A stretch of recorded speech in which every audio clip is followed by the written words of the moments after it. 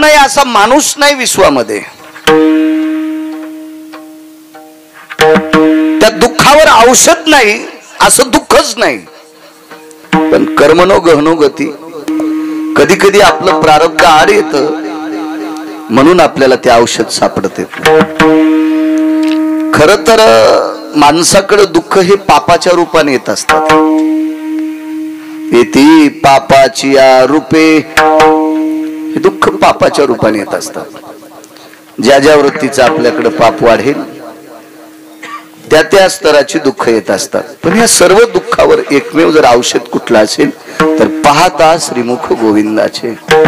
भगवंताचं मुख बघितलं की दुःख जात. कल्याण दादा औषध सोपं. इंग्रजी शब्द मलाही फिरून कळतात. आपल्या भाषेत सांगायचं झालं ते औषधाचा दुष्परिणाम नाही. प्रचलित भाषेत सांगायचं तर साइड इफेक्ट नाही. बाकीचे बऱ्यापैकी औषध आहेत. ताप जास्त आल्याच्या नंतर गोळ्या घेतल्या तर अजून दुसरं काही वाढतंय. सर्दी खूप झाल्यावर जर नीट होण्याच्या गोळ्या घेतल्या तर तोंडातलं येतंय. काही ना काही उपाधी सुरू राहते. म्हणजे थोडा ना थोडा तो शरीरावर त्या औषधीचा परिणाम जाणवतो. तो औषधी स्वतःचं वर्चस्व दाखवत असते, शरीराला हलवते. पण हे जे औषध आहे का अत्यंत सोपं आहे, सुलभ आहे. या विश्वामध्ये एखादा आजार दुरुस्त करण्याचं औषध असेल पण त्या औषधासाठी आपली पात्रताही नसेल, योग्यताही नसेल. आपल्याकडे अब्जानं पैसे असतील, एखाद्या माणसाकडे अब्जानं पैसे असतील. किती लोक गेले कोविड मध्ये? राजकीय क्षेत्रातले गेले, व्यापार क्षेत्रातले गेले, शैक्षणिक क्षेत्रातले गेले, वैद्यकीय क्षेत्रातले डॉक्टर सुद्धा गेले, परमार्थिक क्षेत्रातले सुद्धा गेले. काय पैसे कमी असतील का दादा लोकांकडे? पण नाही. कारण तुमच्या आमच्या हातातलं दुःख निवटायचं साधनच नाही. महाराज तुम्ही आम्ही निमित्त करता आहोत. वैद्य हा आजाराचं निदान लावून त्याच्यावर औषधोपचार करणारा व्यक्ती, अभ्यासू व्यक्ती म्हणजे वैद्यकीय क्षेत्रातला डॉक्टर आहे. पण ह्या सर्व विश्वाला चालवणारा जो कोणी आहे का? मी बोलतोय, तुम्ही माझ्याकडे बघता, मी बोललेल्या शब्दाची प्रतिक्रिया तुमच्या चेहऱ्यातून मला प्राप्त होते. म्हणजे वक्त्याची आणि श्रोत्याची दळणवळण क्रिया जर कोण चालित असेल तर तो पंढरपुरातला मालक आहे. देखवी आई कवी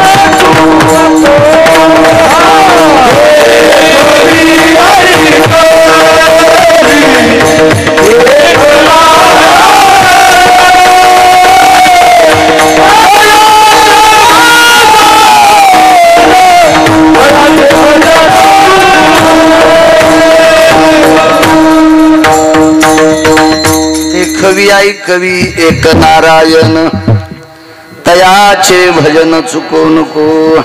महाराज या सर्व विश्वातली दळणवळण क्रिया चालू ठेवायचं काम ज्याच्या हातात आहे तो जगाचा बाप आहे. आणि त्या विश्वाच्या मालकाचं मुख बघितलं की दुःख जाते. तुम्ही अजून बी लक्षात घ्या, दर्जेदार लोकांच्या सान्निध्यात राहिलं की माणूस मोठा होतो. देशोदेशी धाक जयाच्या उत्तरे,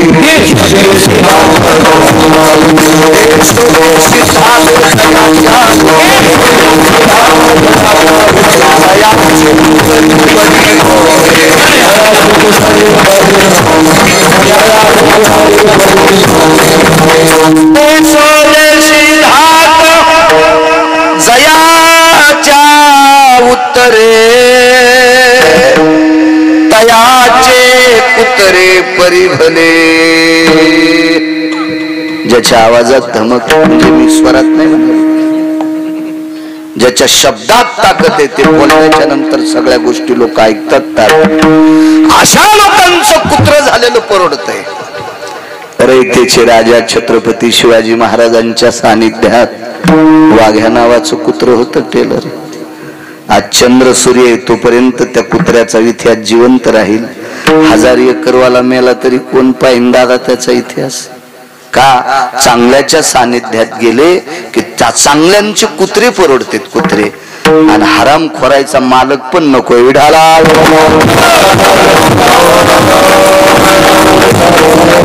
मला सांगा, अधिकार संपन्न लोकांचं कुत्र परवडतंय तर जगाच्या मालकाच्या चेहऱ्यात ताकद किती असेल कल्पना करा. काय अधिकार असेल त्या मालकामध्ये? त्या मालकाचं मुख बघितलं की दुःख जाते. दुःखी आहेत माणसं. एक जण मला भेटला, म्हणे महाराज तुम्ही जरा हिशोबात बोलत जा. म्हणलं काय झालं तुला, काय आमच्या बोलण्याची मळमळ आली? नाही म्हणे महाराज, पैसे भरपूर असल्यावर दुःख नसतं. त्याला माहित नव्हतं गिरगावचा बाळ्या किती रगिले म्हणून. म्हणलं पुंगाने भडव्या हरामखोरा नालायका, पैशान सुख भेटत असते. किती पैसेवाले दाखवायचे त्याचे पोरं बुट हडपून येतात. ज्याच्याकडे दादा 500 एकर जमीन असेल आणि त्याचं पोरग जर 1 गुट घेऊन रात्री 1 वाजता येत असेल तर बापाला सुख असेल का? त्याच्या माईला सुख असेल का? पैशानं सुख भेटते. पैशानं रावणाला सुख भेटलं नाही तर तुम्ही आम्हाला भेटायला रिकाम आहे का? ते विडाला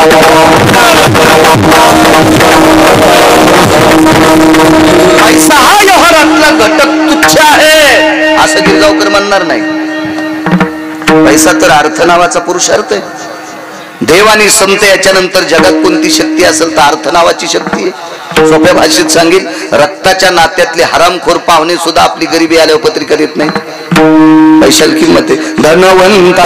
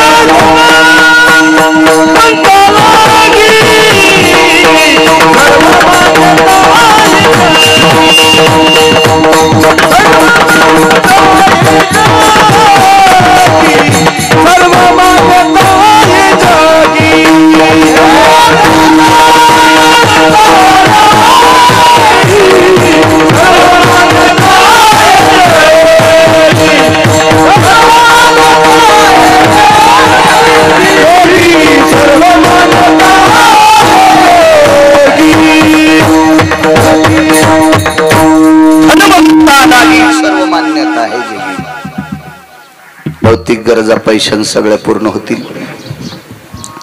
पैशाच्या विरोधात नाही बोलायचं. पैशानं सुख भेटल हे मात्र डोक्यातलं काढून टाका. पैशानं गादी भारीची घेता येईल. एका माणसाकडे गेलो मी, त्यानं सांगितलं महाराज 46 लाख रुपयाची गादी. एसी चालू असताना घाम आलता मला. 46 लाखाचा. म्हणलं मी 2 मजली घर बांधलं तितके रुपये नाही लागले त्याला. 1800 याची गादी 46 लाखाची. असू दे, मोठ्याचं पाहिल्याच्या नंतर पोट दुखतंय त्याच्यासारखा हरामखोर जगात कोणी नाही. श्रीमंत ते माणसं असतात बरं का, ज्यांना दुसऱ्याची विद्वत्ता सहन होती आणि दुसऱ्याची श्रीमंती सहन होती तो जगातला 1 नंबरचा श्रीमंत आहे. ज्याला दुसऱ्याची श्रीमंती आणि विद्वत्ता सहन होत नाही तो जगातला 1 नंबरचा भिकारी नाही, भिकार चोटे. विडाला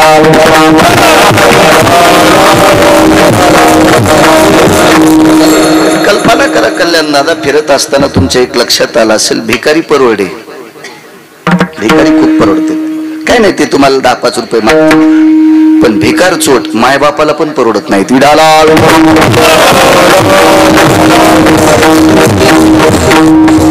असो, पैशानी भौतिक गरजा पण गादी घेऊ शकतो.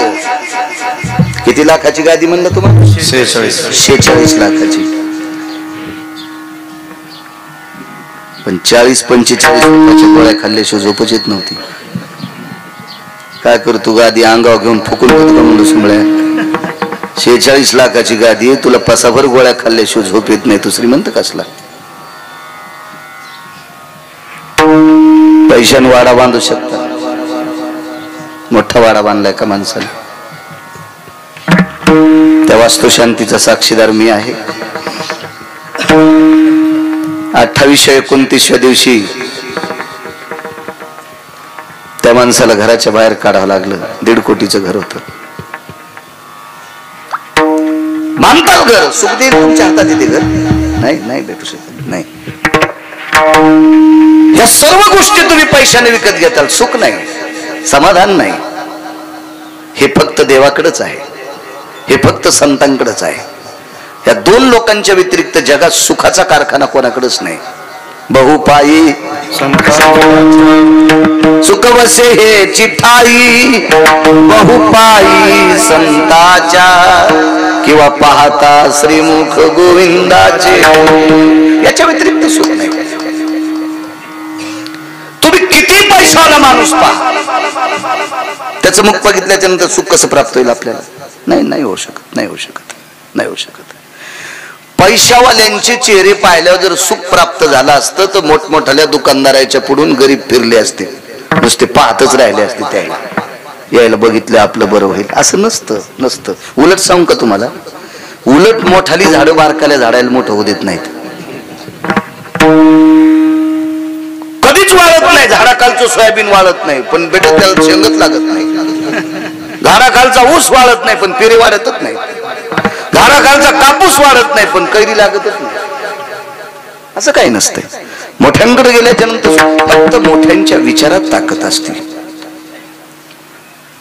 याचा असा विप्रयास करायचा नाही की बाळू महाराजांनी मोठ्यांचा तिरस्कार केलाय. माणसं कुठली कुठं गुंड्या लावायला भारी झाली. परीक्षा वकिलाच्या दिल्या नाही पण लय शहाणे, अतिशहाणे. वा वा वा. जसे वकील नावाचं क्षत्रच याच्या बापापासून सुरू झालंय.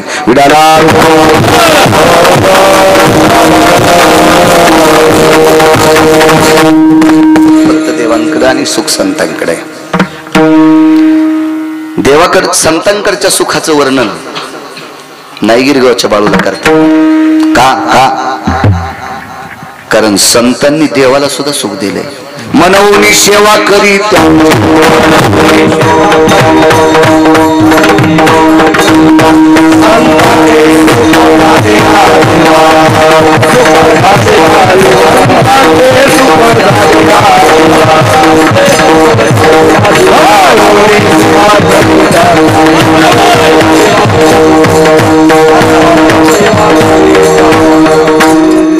संतांचे सुख झाले या देवा मनवनी सेवा करी त्यांची. किंवा या सुखा कारणे देव वेळावला, वैकुंठ सोडोनी संत सदनी राहिला. देवाला सुद्धा सुख द्यायची ताकद संत ते आपल्याला का देणार नाहीत? देवाकडे सुद्धा ती ताकद आहे. पाहता श्रीमुख गोविंदाचे बोलेला अभंगावर मोठ्या श्रद्धेने, मोठ्या अट्टासाने, मोठ्या असीम प्रयत्नाने चालत असलेला हा नामयज्ञ, अन्नदानाचा यज्ञ, नामस्मरणाचा यज्ञ. ज्या सप्ताहात विना आहे तिथं नामचिंतन आहे. फक्त इनेकऱ्यानं रामकृष्ण हरी म्हणलं पाहिजे. ते जर गळ्यात इना घेऊन तंबाखू चोळीत असेल तर त्याला कोणतं पाप टाकावं हे देवाला कळणार नाही. त्याच्या गळ्यात इना देणाऱ्या गावाला सुद्धा अर्ध पाप आहे. विठाला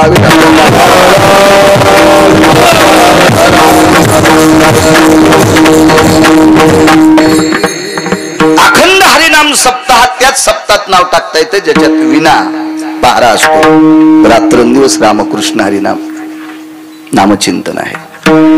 नाना प्रकारच्या वक्त्यांची कीर्तन आहेत, विद्वान लोकांची. परम श्रद्धेय या महाराष्ट्राच्या मातीला लाभलेलं गोड रत्न, जुनाट मंदिर झाल्याच्या नंतर किंवा जिथं मंदिर नाही असं मंदिराची निर्मिती करणारे, मंदिराची उभारणी करणारे आणि या विश्वामध्ये गौ मातेची सेवा करणारे आदरणीय पाचपूर बाबांचं सुद्धा नाव पाहिलं मी. अधिकारी नाही दादा, मी त्यांचा आदर्श घेऊनच गोशाळा काढली. अजून सुरू करायची राहिली. बांधकाम बऱ्यापैकी झालंय.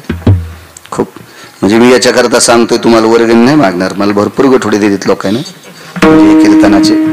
आणि असं शेतीचं चंगळ आहे, असं पाईप पोहते बारीकसा. त्याच्यामुळं काय तर मी फक्त तुमचे मला आशीर्वाद असावा की माझ्या हाताने सेवा घडावी. पाचपूर बाबांचा आदर्श घेतला म्हणलं वा आपण लोकांची सेवा करावी. अशा नाना प्रकारच्या विद्वान महात्म्यांचं तुम्ही चिंतन ऐकलं म्हणजे ज्ञानयज्ञ आहे, इना उभा आहे म्हणजे नामयज्ञ, आणि रोजची रोज पंक्ती येत अन्नदान आहे, ह्याच्याकरता अन्नदानाचा सुद्धा यज्ञ आणि परम पावन यज्ञ.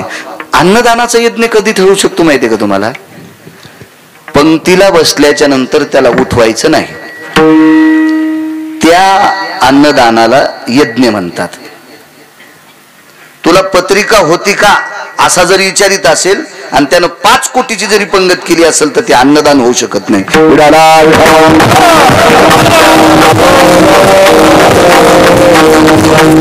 भगवान राजुरेश्वराची कृपा, शिवशंकरांची कृपा, अशा परमपावन देवादिदेव भगवंताचा अधिष्ठान ग्रामदैवत मारुतीराव सुंदरसं मंदिर आहे.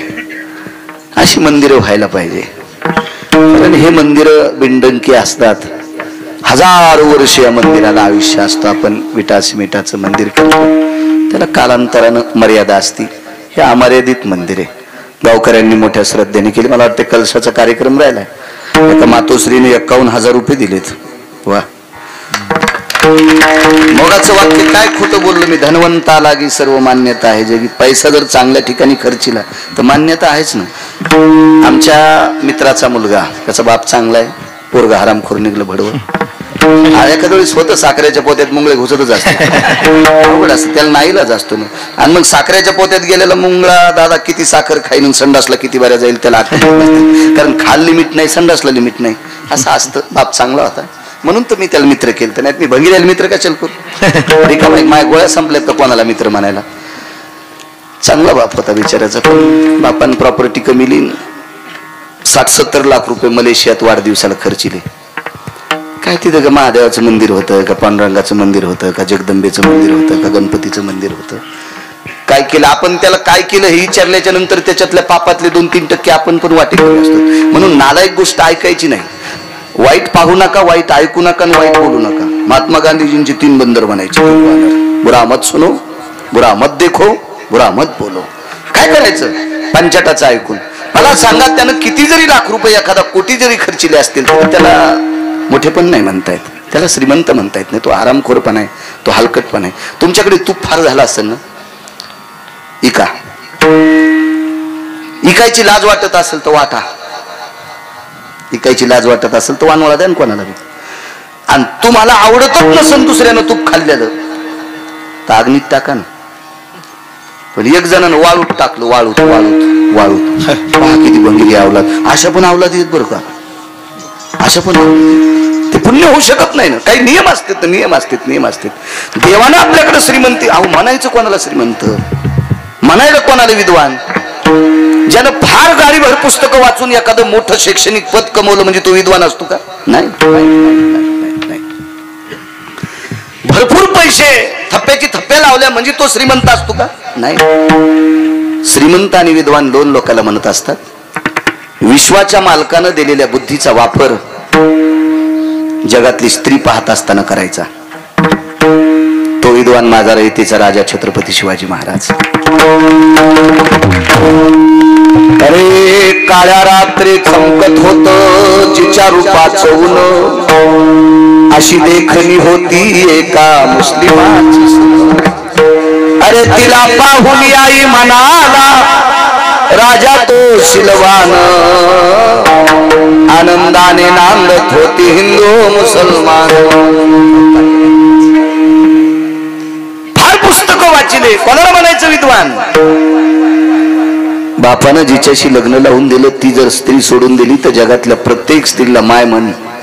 पराविया नारी रखुमाई समान, मानिलिया धन काय वेचे. परस्त्रीला जर रुखमाई म्हणत असेल पत्नी सोडून तर त्याला म्हणायचं विद्वान, त्याला म्हणायचं विद्वान. नीतीचं सूत्र ज्याच्या लक्षात येते, अर्थ कुठं खर्चावा कुठं खर्चू नये हे ज्याला कळतंय त्याला श्रीमंत म्हणतात, बाकीचे नाही. हे बाकीचे असं समजायचे कमी पाण्यातले मासे, पाणी का वाटन कधी मरतील, यायला का बगळे घेऊन जातील त्याचा मिळत नसतो. विडाला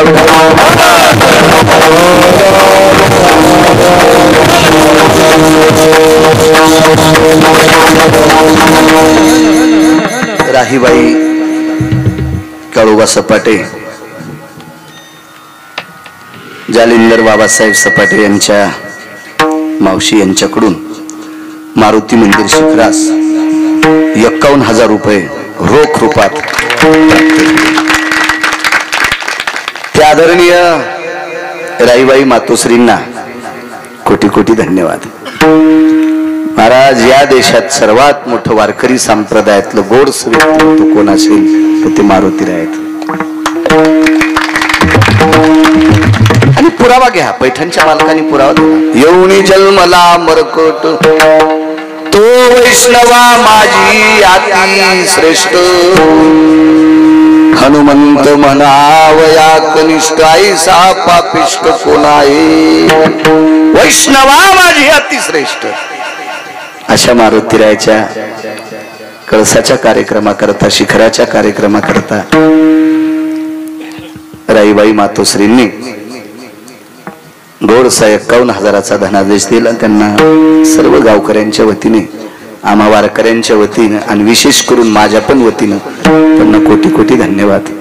महाराज, ज्याचं शिखर पाहिल्याच्या नंतर 2 ठिकाणचा दिवा गोड चालत असतो, इथला आणि इथल्या लेखी ज्या गावात दिल्या तिथला, तो विश्वातला देव कोण असेल तर तो मारुतीराय आहे. इतकी मोठी ताकद आहे त्याची. असो, बऱ्यापैकी सात्विक सदाचारी पुण्यशील गाव आहे. एरवी सप्ताहाच्या व्यतिरिक्त सुद्धा फारसे सुंदरसे कार्यक्रम होत असतात. दादा, तुमच्याकडे मी श्राद्धांच्या कार्यक्रमाला आलतो, त्यावेळेला नुकतंच लॉकडाऊन आटपत आलेलं होतं, त्यावेळेला सुद्धा येण्याचा योग आला. आजही प्रसादाचं कीर्तन माझ्यासारख्या सर्वसामान्य छोट्याशा अज्ञानी गिरगावकराकडे आले. आजही अहोभाग्य त्या कीर्तनाचे यजमान आदरणीय कल्याण दादाच आहेत, त्यांनाही धन्यवाद. उपस्थित पंचक्रोशीतून आलेली सर्व श्रोते मंडळी, बऱ्यापैकी तुमच्या क्षेत्रातले खूपशी मंडळी या ठिकाणी आलेली आहेत. आणि आध्यात्मिक क्षेत्रातले, वारकरी क्षेत्रातले सुद्धा बऱ्यापैकी आले. शेतकरी राजा सुद्धा या ठिकाणी आला. शैक्षणिक असतील, व्यापारी असतील, आदी करून सर्व क्षेत्रातल्या पुरुष, आबाल, वृद्ध, माय, मावल्या सर्वांना मनपूर्वक प्रणाम करतो. साऊंडवाल्यांना सुद्धा धन्यवाद देतो. माझ्या ज्ञानोबाराय तुकोबारायच्या नामाची साधना करणारे, माझ्या ज्ञानोबाराय तुकोबारायच्या गोडशा अभंगाला सुरेल असा सूर देणारे हे दिव्य तेजस्वी माझ्या ज्ञानोबाराय तुकोबारायचे साधक, मस्तक माझा पायावरी या वारकरी संतांच्या पांडव आदी करून सर्वांना प्रणाम करतो. दोन्ही मृदंगाचार्य बसवण्याचं एकच कारण होतं की मी खाली बसणार होतो, जागा थोडी खालीवरी असल्यामुळे सगळ्यांना दिसतंय म्हणून तुम्हाला खाली बसले, याबद्दल क्षमा असावी. बरं,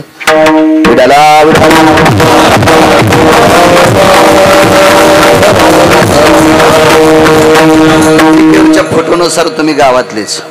वा, या ग्रामदेवतेची, या मारुतीरायाची कृपा तुमच्यावर झाली. मृदंग क्षेत्रामध्ये नाव कमिलं, ग्रामदेवतेची कृपा असते. बाळा, किती जरी वाचिले असेल, किती पुस्तकं वाचिले असतील, महाराष्ट्रात फिरत असेल, 2 आशीर्वाद, एक बापदाद्याचा आशीर्वाद आहे आणि मला दुसरा ग्रामदेवतेचा आशीर्वाद आहे. तुम्ही मृदंग क्षेत्रात सपाटे महाराज मोठे झाले, तुमच्या बापदाद्यांचा आशीर्वाद आणि मारुतीरायाचा आशीर्वाद. आता काय लय लोक डिजिटल बोर्ड छापलेत, कोण भूत पाहलं दादा त्याच्याकडे, कोण पाहत. चला, उपस्थित महाराज तुम्हाला सुद्धा प्रणाम करतो. आणि अभंगावर येतो, दुःखाची निवृत्ती सुखाचे ते सुख पाहता श्रीमुख गोविंदाचे. त्या ब्रह्मांडाच्या मालकाचं मुख बघितलं की दुःख जातं. काय रूपात ताकद असेल होत्या, कसलं रूप असेल ते, काय रूप असेल, काय रूप असेल. कासवीच्या पिलांना आईच्या रूपातून, तिच्या डोळ्यातून, तिच्या चेहऱ्यातून जेवायला मिळते.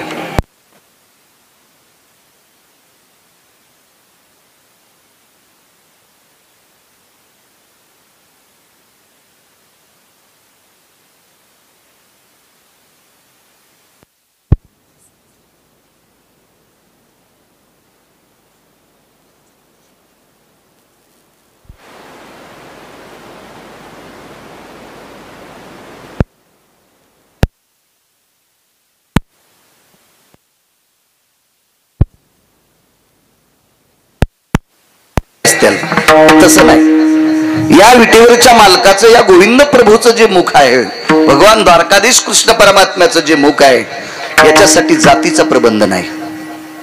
ब्राह्मणे, क्षत्रिय, वैश्य, शूद्रे असं काही सांगितलं नाही. महाराज त्याचं नाव घेण्यासाठी चांडाळ जरी असला तरी अधिकार. याच्या पलीकडे एक सांगू का? आधी करून वेश्या,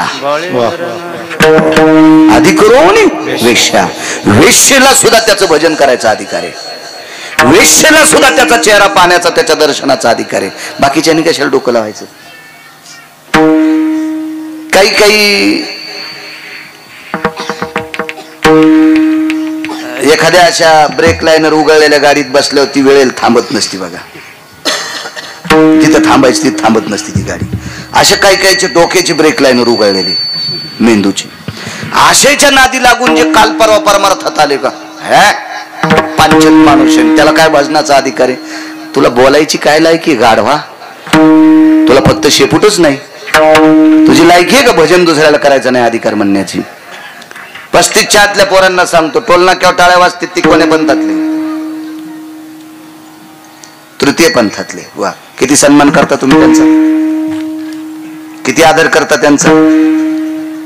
आपल्या कुळात जन्माला आला तर आनंद वाटेल, घरात जन्माला आता आनंद वाटेल, पाहुण्यात जन्माला आनंद वाटेल. त्यांनी जर सांगितलं मी आमक्याचा मेहना आहे तर आनंद वाटेल? नाही. ह्या तुम्हाला नाही वाटायचा, हा मला नाही वाटायचा. कारण आपल्या अंतःकरणामध्ये एक विषयाची बुद्धी आहे.